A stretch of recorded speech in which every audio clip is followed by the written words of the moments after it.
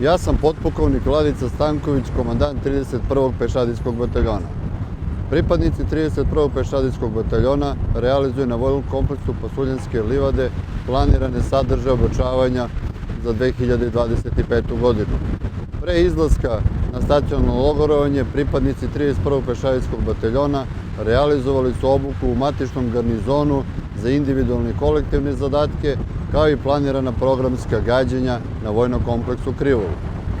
Izlaskom na vojni kompleks Pasuljanske livade, pripadnici 31. pešadijskog bataljona realizovali su programska gađanja, i to pripremna gađanja operatera na oklopnom borbenom vozilu Točkašu Lazar 3, oklopnom transporteru Mrap, gađanje iz kolektivnog naoružanja voda za podršku, kao i taktičke vežbe sa bojevim gađanjem odeljenja, voda i čete.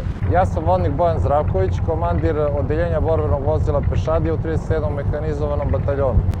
Najveći problem su nam do sada ovde predstavljali vremenski uslovi, ali smo uz pomoć htenja i zalaganja uspeli da prebrodimo sve što je pred nama bilo postavljeno. Ja sam vojnik Nikola Marković na dobrovoljno služenje vojnog roka u 36. tenkovskom bataljonu. Juče izvršio svoje prvo gađanje iz tenka M84. Izuzetno sam zadovoljan jer sam na svom prvom gađanju pogodio sve ciljeve iz prve. Pohvalili su me i starešine.